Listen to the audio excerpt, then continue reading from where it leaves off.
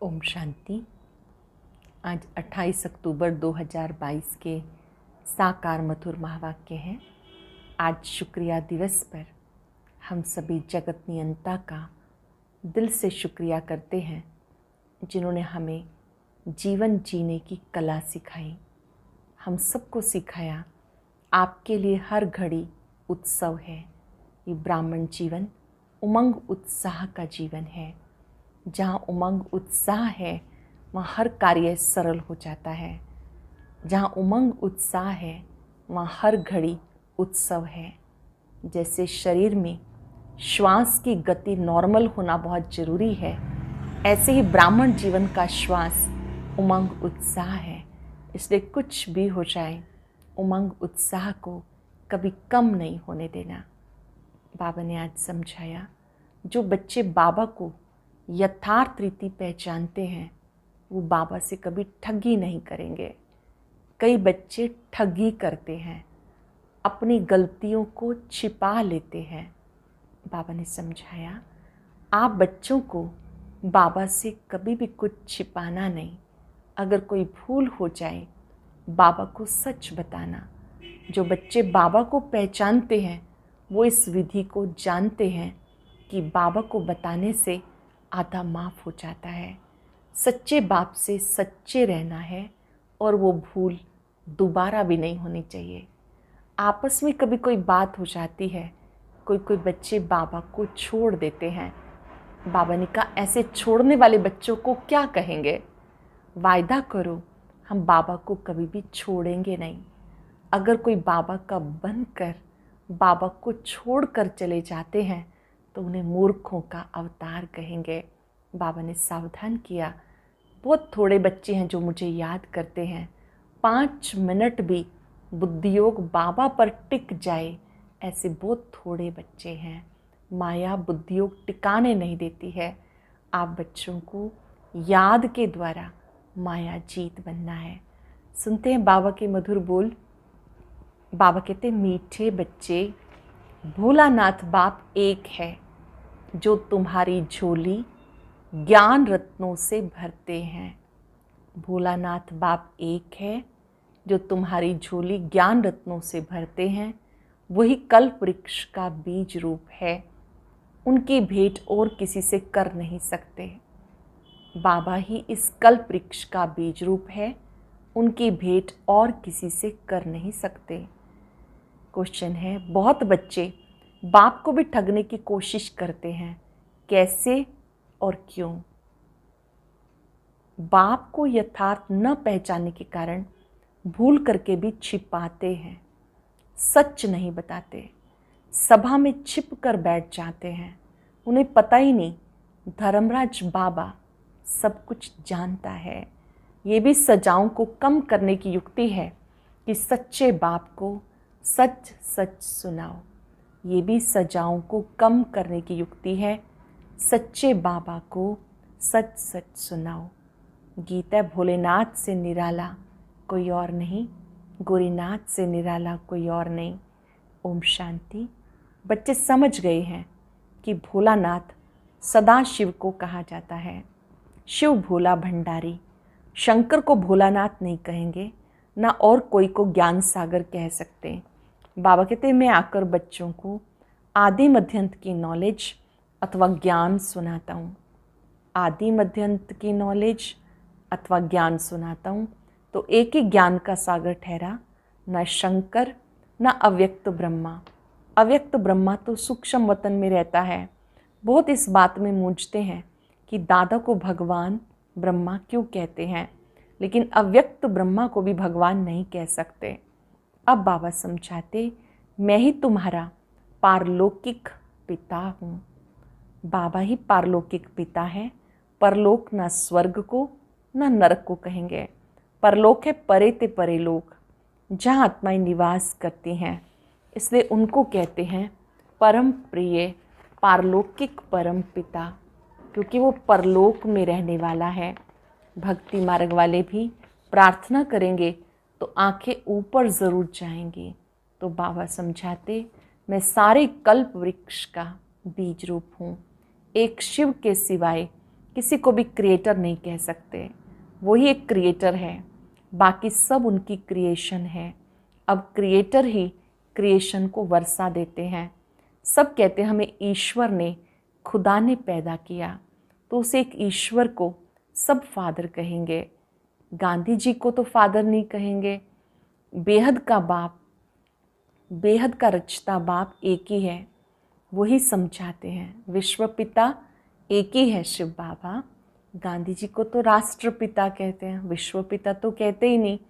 उस एक ईश्वर को सब फादर कहेंगे, गांधी जी को तो नहीं कहेंगे। बेहद का रचता बाप एक ही है, वही समझाते मैं तुम्हारा पारलौकिक परम पिता हूँ। बाकी आत्माएं सब एक जैसी हैं, कोई छोटी बड़ी नहीं होती। जैसे ज्ञान सूर्य, ज्ञान चंद्रमा, ज्ञान सितारे, तो सूर्य चांद की साइज में तो फ़र्क है, लेकिन आत्माओं का साइज़ एक जैसा है। बाबा कहते मैं कोई साइज़ में बड़ा नहीं हूँ, लेकिन मैं परम धाम का रहने वाला हूँ, इसलिए मुझे परमात्मा कहते हैं। परमात्मा में ही सारा ज्ञान है। वो कहते जैसे मैं अशरीरी हूँ, वैसे आत्मा भी कुछ समय परम धाम में अशरीरी रहती है, बाकी स्टेज पर जास्ती समय रहती है। परम धाम में अशरीरी अवस्था में रहती है, ज़्यादातर समय स्टेज पर रहती है, वर्ल्ड स्टेज पर। जैसे तुम आत्मा से तारे सदृश्य हो, वैसे मैं भी हूँ। अगर मैं बड़ा होता तो इस शरीर में फिट नहीं होता। शिव बाबा कहते अगर मैं बड़ा होता तो ब्रह्मा बाबा की भ्रिकुटी में फिट नहीं होता। जैसे और सब आत्माएं पार्ट बचाने आती हैं, ऐसे मैं भी आता हूँ। बाबा का भक्ति मार्ग में पार्ट शुरू होता है, सत्युग त्रेता में पार्ट ही नहीं। अब खुद आकर हमें पूरा वर्षा देते, अपने से भी 2 रत्ती ऊपर लेके जाते हैं। बाबा अपने से भी 2 रत्ती ऊपर लेके जाते हैं, हमें ब्रह्मांड और सृष्टि दोनों का मालिक बनाते हैं। ये तो हर एक बाप का फ़र्ज़ होता है, बच्चों को लायक बनाना। कितनी सेवा करते हैं। कोई के 7 बच्चे होते, कोई डॉक्टर, इंजीनियर, वकील बनता तो बाप फूला नहीं समाता। लोग भी उनकी सराहना करते हैं कि बाप ने सब बच्चों को पढ़ा के लायक बनाया, परंतु सब एक जैसे तो नहीं बनते। कोई क्या बनता, कोई क्या। वैसे बाबा कहते मैं तुम्हें कितना लायक बनाता हूँ। ये बाबा देखो कैसा है, इसका स्थूल नाम रूप कोई है नहीं, दूसरे के तन में प्रवेश करके पढ़ाते हैं। यहू वो कल्प पहले वाली पाठशाला है। जरूर गीता के भगवान ने गीता पाठशाला बनाई है, जहाँ सबको ज्ञान घास, ज्ञान अमृत खिलाया है। कोई कहते श्री कृष्ण की गौशाला, कोई कहते ब्रह्मा की, लेकिन है क्या, जो शिव बाबा को शरीर न होने के कारण ब्रह्मा से मिला दिया। शिव बाबा का शरीर नहीं, ब्रह्मा तन में आते हैं तो उनको मिला दिया। बाकी श्री कृष्ण को तो गऊ पालने की दरकार नहीं, श्री कृष्ण को पतित पावन नहीं कहते। गांधी जी भी गीता को उठाए मुख से सीताराम उच्चारते रहते थे, क्योंकि वह राम कृष्ण कचमच सब में भगवान मानते। पहले हम भी ऐसे समझते थे, हमारा भी बुद्धि का ताला बंद था। अब बाबा ने आके जगाया, सभी को कब्र से निकाल वापस ले जाते हैं, मच्छरों सदृश ले जाते हैं, फिर उतरते धीरे धीरे अपने समय पर हैं। तुमको बाबा समझाते मुझ एक को याद करो। बाबा समझाते मुझ एक को याद करो। स्टूडेंट को भी बाप टीचर याद रहता है, तुमको बाप पढ़ाते हैं, यही तुम्हारा गुरु भी है। तीनों का ही फोर्स है, फिर भी ऐसे बाप को भूल जाते हो। ऐसे भी फुल कास्ट कहलाने वाले बच्चे हैं जो 5 मिनट भी याद नहीं करते। ऐसे भी बच्चे हैं जो 5 मिनट भी याद नहीं करते। तब कहते ओहो मम्माया, मैं बच्चों का ताला खोलता हूँ और तुम बंद कर देती हो। जरा भी विकार में गया, बुद्धि का ताला लॉकअप हो जाता है। फिर भी सच सुनाने से सज़ा कम हो जाती है। अगर आप ही जाके जज को अपना दोष बताए तो कम सज़ा देंगे। बाबा भी ऐसे करते हैं, अगर कोई बुरा काम करके छिपाते हैं उसकी कड़ी सज़ा मिलती है। तो धर्मराज से कभी कुछ भी छिपाना नहीं चाहिए। ऐसे बहुत हैं जो विकार में जाकर फिर छिपकर सभा में आकर बैठ जाते हैं, लेकिन धर्मराज से क्या छिपा सकते हैं। निश्चय नहीं तो ऐसे बाप को ठगने की कोशिश करते हैं। निश्चय नहीं तो बाप को ठगने की कोशिश करते हैं। लेकिन साकार को भले कोई ठग ले, निराकार बाबा तो सब जानते हैं। तुम्हें इस तन से शिक्षा भी वही दे रहे हैं। तुमसे बहुत पूछते हैं, दादा के तन में परमात्मा कैसे आते हैं? ये तो गृहस्थी था, बाल बच्चे थे, इसमें कैसे आते हैं? क्यों नहीं कोई साधु संत के तन में आते हैं? लेकिन परमात्मा को तो पतितों को पावन बनाना ही है, जो पुजारी से पूज्य बना रहे हैं। ये भी जैसे बाजोली खेलते हैं। ब्राह्मण ही देवता, क्षत्रिय, वैश्य, शूद्र बनते हैं।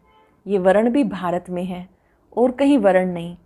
अब मैंने 15 मिनट भाषण किया, ऐसे तुम भी समझा सकते हो। बाबा करके डायरेक्ट बात करते हैं। तुम कहेंगे शिव बाबा ऐसे समझाते हैं। शिव अलग है, शंकर अलग है। ये भी साफ साफ समझाना है। ये है बाबा का परिचय देना। जब गवर्नमेंट का किताब निकलता है हु इज़ हु, वैसे he who is pre ordinate drama, हम कहेंगे ऊंचे से ऊंचा शिव बाबा। ये जो बना बनाया प्रालब्ध स्वरूप ड्रामा है, इसमें कौन क्या है, हम कहेंगे ऊंचे से ऊंचा शिव बाबा, फिर ब्रह्मा विष्णु शंकर, फिर श्री लक्ष्मी नारायण, फिर श्री सीता श्री राम, फिर धर्म स्थापन करने वाले। इस रीति दुनिया पुरानी होती जाती है। तुम देवताएं वाम मार्ग में चले जाते हो। अब बाबा आकर जगाते, कहते सब मेरे हवाले कर दो। बाबा आके जगाते, सब मेरे हवाले कर दो, मेरी मत पे चलो। श्रीमत तो उनकी कहेंगे। बाकी लक्ष्मी नारायण, राम सीता जिनको याद करते, वो सब वाम मार्ग में चले गए। और कौन श्रीमत दे सकता है? भक्तों की मनोकामना भी बाबा पूरी करते हैं। भले कोई कचमच में भावना रखे तो उनकी भी भावना मैं पूरी करता हूँ। उसका अर्थ ये निकला कि कचमच, उसका अर्थ ये निकाला कि कचमच सब में भगवान। बाबा बहुत राज समझाते, समझने वाले नंबरवार हैं तो पद भी नंबरवार हैं। ये डीटी किंगडम स्थापन हो रही है, धर्म नहीं, दैवी राजधानी स्थापन हो रही है। धर्म तो दूसरे धर्म वाले स्थापन करते। शिव बाबा ब्रह्मा द्वारा राजाओं का राजा बनाते हैं। राजाओं का राजा का अर्थ भी तुम्हें समझाया। तुम्हें विकारी राजाएं पूजते हैं तो कितना बड़ा पद तुम्हें मिलता है। बाबा की मीठी मीठी बातें तुम्हें बहुत अच्छी लगती हैं। फिर उठकर चाय पी, नशा कम हो जाता है। यहाँ पर अच्छा लगता है, यहाँ से जाकर फिर चाय पीते हैं, नशा कम हो जाता है। गांव में गए, एकदम ही उतर जाता है। यहाँ तो जैसे तुम शिव बाबा के घर में बैठे हो, वहाँ बहुत फ़र्क पड़ जाता। जैसे पति जब परदेश जाते हैं तो पत्नी आंसू बहाती है, वह तो कोई सुख देते नहीं, और ये बाबा तुम्हें कितना सुख देते हैं, तो उनको छोड़ने में भी रोना आता है। बहुत कहते हैं हम यहाँ ही बैठ जाएं, फिर आपके बाल बच्चे कहाँ जाएंगे? कहते हैं आप संभालो। हम कितनों के बच्चे संभालेंगे? लेकिन ठहरो, सर्विसेबल बनो तो तुम्हारे बच्चों का प्रबंध भी हो जाएगा। बाबा कहते हैं आप सर्विसेबल बनो तो आपके बच्चों का प्रबंध भी हो जाएगा। शुरू में थोड़े थे तो उनके बच्चे संभाले, अब कितने हैं? उन्हों के बच्चे बैठ संभाले। उनसे कोई गुम हो जाए, कहेंगे हमारा बच्चा गुम कर दिया। जिसको संभालने के लिए रखेंगे वो भी कहेंगे हम औरों का कर्म बंधन क्यों संभालें। अच्छा, फिर तो एक ही शिव बच्चे को संभालो, वो तुम्हारे बच्चे संभालेगा। आप बाबा को संभालो तो बाबा आपके सब बच्चे संभालेगा। अर्थात बाबा को याद करो, वो आपको ऐसी ताकत देगा कि आपकी जो जिम्मेवारियां हैं, जो कर्म बंधन हैं, आप उनको याद से चुकतू कर सकेंगे। बाकी ऐसे बाबा को कभी फारकती नहीं देना। ऐसे बहुतों ने फारकती दी, उन्हें मूर्खों का अवतार कहेंगे। जो बाबा को छोड़ दे, चले गए छोड़कर, उन्हें मूर्खों का अवतार कहेंगे। भले कोई ब्रह्मा कुमार कुमारी से रूठ जाओ, लेकिन शिव बाबा से कभी नहीं रूठना। वह तो तुम्हें राजभाग देने आया है। बाबा तो बच्चों को राजभाग देने आया। अच्छा, मीठे मीठे सिक्के लदे बच्चों प्रति माता पिता बाप दादा का याद प्यार, गुड मॉर्निंग। रूहानी बाप की रूहानी बच्चों को नमस्ते। रूहानी बच्चों की रूहानी बाप दादा को नमस्ते, गुड मॉर्निंग, शुक्रिया। धारणा के लिए सार। पहली पॉइंट है, अपना सब कुछ बाप हवाले कर, पूरा श्रीमत पर चलना है। अपना सब कुछ बाप हवाले कर पूरा श्रीमत पे चलना है। कोई बुरा काम करके छिपाना नहीं। जज को सच बताने से सज़ा कम हो जाएगी। बाबा से कभी रूठना नहीं, सर्विसेबल बनना है। अपने कर्म बंधन स्वयं काटने हैं। जो भी कर्म बंधन है स्वयं काटने हैं।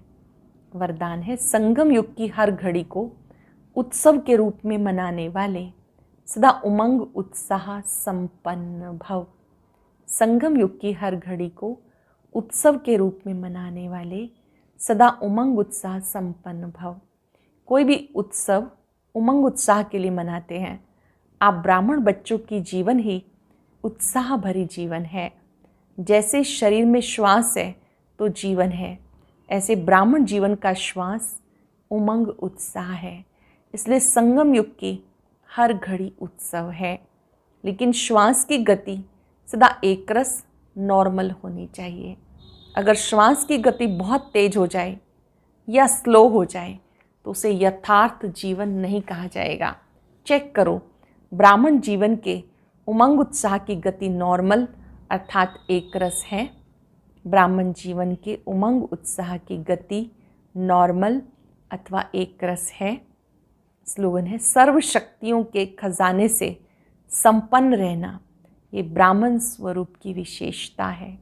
सर्व शक्तियों के खजानों से संपन्न रहना यही ब्राह्मण स्वरूप की विशेषता है। मातेश्वरी जी के महावाक्य, ये जो मनुष्य गीत गाते हैं वो गीता के भगवान, अपना वचन निभाने आ जाओ।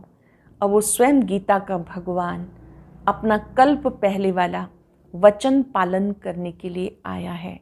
कहते, हे बच्चे, जब भारत पर अति धर्मग्लानि होती है तब मैं इसी समय अपना अंजाम पालन करने, वायदा निभाने के लिए अवश्य आता हूँ। अब मेरे आने का ये मतलब नहीं कि मैं कोई युगे युगे आता हूँ।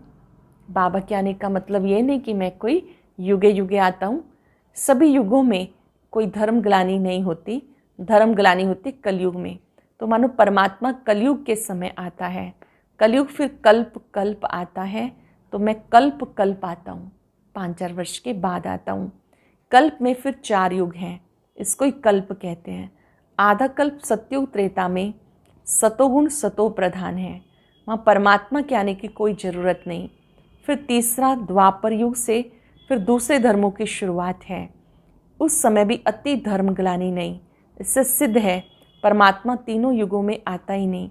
बाकी रहा कलयुग, उसके अंत में अति धर्मग्लानि होती है। उसी समय परमात्मा आकर अधर्म विनाश कर सत्य धर्म की स्थापना करते हैं। अगर द्वापर में आया होता, फिर द्वापर के बाद अब सतयुग, द्वापर के बाद अब सतयुग होना चाहिए, फिर कलयुग क्यों? ऐसे तो नहीं कहेंगे परमात्मा ने घोर कलयुग की स्थापना की। अब ये तो बात नहीं हो सकती। इसलिए परमात्मा कहते मैं एक हूँ, मैं एक बार आकर अधर्म का विनाश कर, कलयुग का विनाश कर सतयुग की स्थापना करता हूँ। तो मेरे आने का समय संगम युग है। अब ये तो हम जानते हैं मनुष्य आत्मा की किस्मत बनाने वाला कौन और किस्मत बिगाड़ने वाला कौन। हम ऐसे नहीं कहेंगे कि किस्मत बनाने वाला बिगाड़ने वाला परमात्मा है। बाकी ये ज़रूर है किस्मत को बनाने वाला परमात्मा है, बिगाड़ने वाला मनुष्य खुद है। अब ये किस्मत कैसे बने, फिर गिरे कैसे, इस पर समझाया जाता। मनुष्य जब अपने को जानते हैं, पवित्र बनते हैं, तो फिर से बिगड़ी हुई तकदीर को बना लेते हैं। अब जब बिगड़ी हुई तकदीर कहते हैं तो इससे साबित है कोई समय अपनी तकदीर बनी हुई थी जो फिर बिगड़ गई। अब वही फिर बिगड़ी तकदीर को परमात्मा खुद आके बनाते हैं। अब कोई कहे परमात्मा खुद तो निराकार है तो तकदीर को कैसे बनाएगा, इस पर समझाया जाता। निराकार परमात्मा साकार ब्रह्मा तन द्वारा अविनाशी नॉलेज देकर बिगड़ी हुई तकदीर को बनाते हैं। निराकार परमात्मा नॉलेज देकर बिगड़ी हुई तकदीर को बनाते। अब ये नॉलेज देना परमात्मा का काम है। बाकी मनुष्य आत्माएं एक दो की तकदीर को नहीं जगा सकती। तकदीर जगाने वाला परमात्मा है, तभी उनका यादगार मंदिर कायम है। तकदीर जगाने वाला परमात्मा है, तब उनका यादगार मंदिर कायम है। आज पूरा दिन दिल से शुक्रिया निकलता रहे। मैं उमंग उत्साह से संपन्न आत्मा हूँ। मेरे लिए हर पल उत्सव है। प्यारे बाबा, आपका बहुत बहुत शुक्रिया। आपने मुझे उमंग उत्साह से भरपूर किया। हर पल उत्सव मनाना सिखाया। संगम युग पर उमंग उत्साह के पंख अविनाशी बना दिए। मेरे लिए हर पल उत्सव है, हर घड़ी उत्सव है। मैं निरंतर उमंग उत्साह से संपन्न हूँ। आज कर्म क्षेत्र पर कोई भी बातें आए, मुझे अपने उमंग उत्साह को बनाकर रखना है। बिंदु बनकर बिंदु बाबा की किरणों के नीचे बैठे।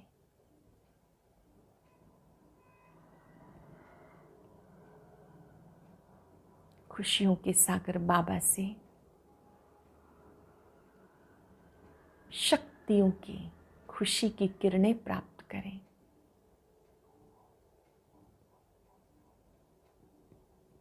शुक्रिया बाबा, शुक्रिया। मुझे सदा उत्साहित रहना है, दूसरों का उत्साह बढ़ाना है। शुक्रिया, शुक्रिया। और अब सुनते हैं आज का अव्यक्त ज्ञान मोती। ये एक बहुत संस्कारितापूर्ण वीडियो है, जरूर देखें, कोई भी मिस ना करे।